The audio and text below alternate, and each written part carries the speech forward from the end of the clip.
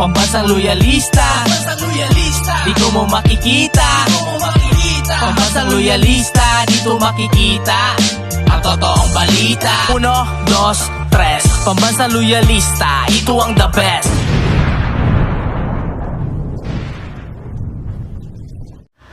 Masayang araw po, mga ka-PL. Eto na, ang Pangulo nagsimula na pong magsungit.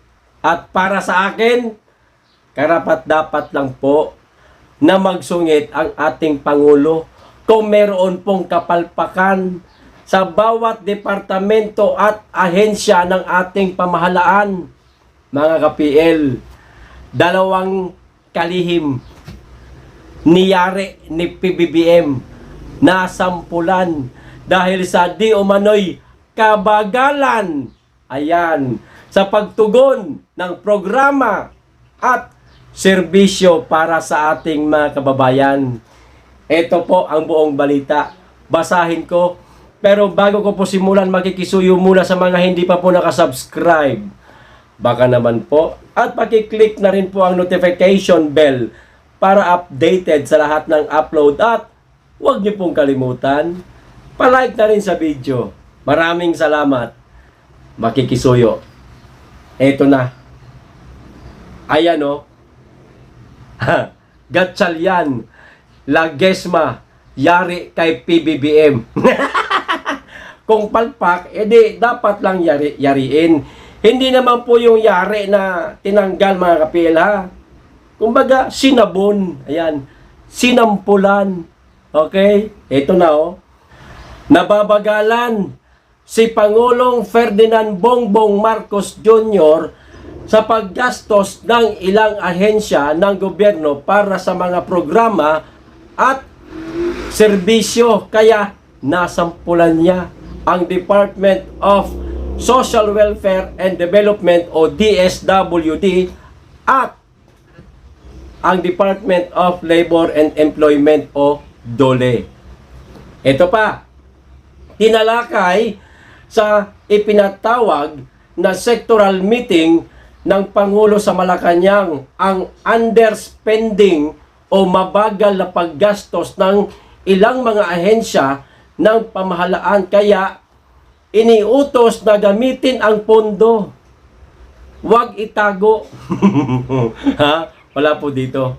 Huwag ibulsa. Wala rin po dito. Dinugtong ko lang po yun. Okay? Gamitin ang pondo para sa mga dapat maggastosang mga programa at proyekto. Mga ka-PL, ito yung matagal ko nang sinasabi sa inyo. Ha? At dyan sa mga kritiko ng Pangulo. Sinasabi nila, nitong mga kritiko ng ating Pangulo na di umano walang ginagawa ang gobyerno para sa ating mga kababayan. Sabi ko naman po sa inyo di ba? Ang may problema ang mga ahensya ng ating pamahalaan. Nakatambay lang po sa kanilang opisina, pakuyakoy ang mga hinayupak. Hoy! Pambira, kayong dalawa, magtrabaho kayo. Napakaraming dapat tulungan na ating mga kababayan. Lalo na kayo DSWD. O, parang kumikilos lang yata kayo kapag kami sakuna ha? Department of Labor.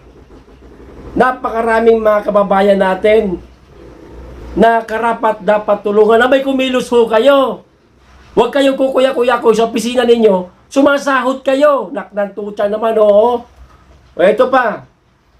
Sa press briefing sa Malacanang, inamin ni na Labor Secretary Bienvenido Lagesma at Social Welfare Secretary Rex Gatchalian na hiningan sila ng catch-up plan ng Pangulo upang maiwasan ang underspending.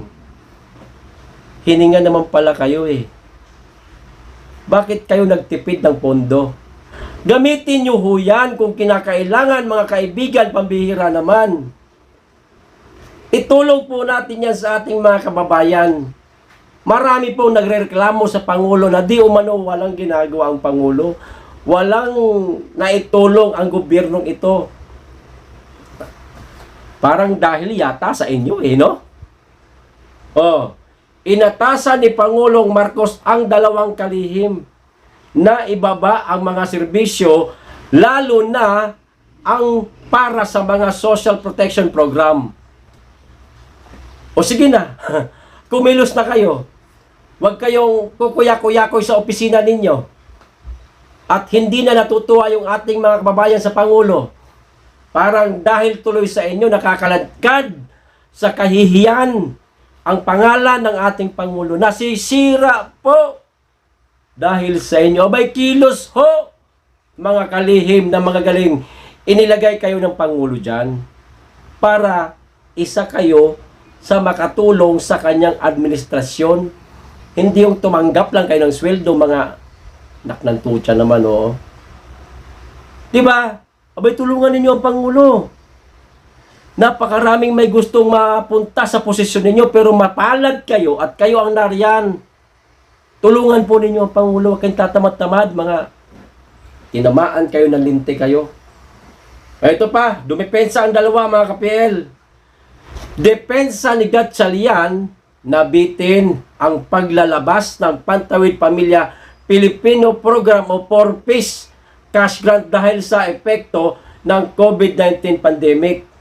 O ito po ang sabi ni Secretary Gatchalian. Medyo meron lang tayong delay sa disbursing this year dahil kung matatandaan natin, ang basis ng 4-Piece ay iyong listahan and the last listahan. Ayan, 3 beses inulit ng sekretary.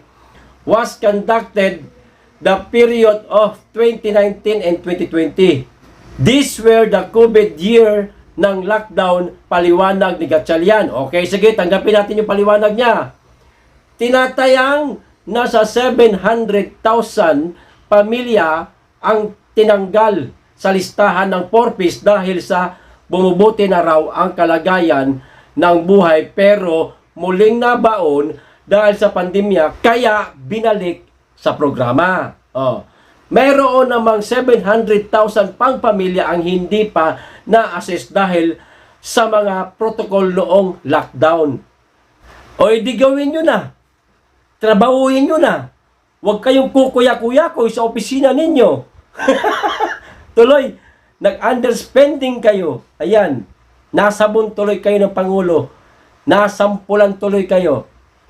Ulitin ko po, mga magagaling na kalihim, huwag nyo naman pong pabayaan yung ating mga kababayan na nangangailangan po ng tulong ng ating pamahalaan. Tuloy po nasisisi ang ating Pangulo Dahil na rin siguro sa inyong kabagalan, huwag ho kayong babagal-bagal, mga sir. Tulungan po natin ang Pangulo para hindi po siya mabuntunan ng inis at galit ng ating mga kababayan. Okay? O ano po masasabi ninyo, mga ka-PL, dito sa dalawang mabubuting kalihim? Paki-comment na lamang po at isang tabi na po natin yung usapin na yan. Dito naman po tayo sa pangalawang pag-uusapan natin. Paborito ko po ito, si Pura Luca Vega. Panibagong deklarasyon ng persona non grata sa bastos na bakla. Basahin ko lang, maikli lamang po ito. Ayan dumagdag sa listahan ng mga nagdeklara kay Pura Luca Vega na persona non grata ang Laguna at Cagayan de Oro. Ha? Asahan nyo, mga ka-PL. Darating ang araw, mula Batanes hanggang Hulo. Nadeklara ng persona non grata si Pura Luca Vega.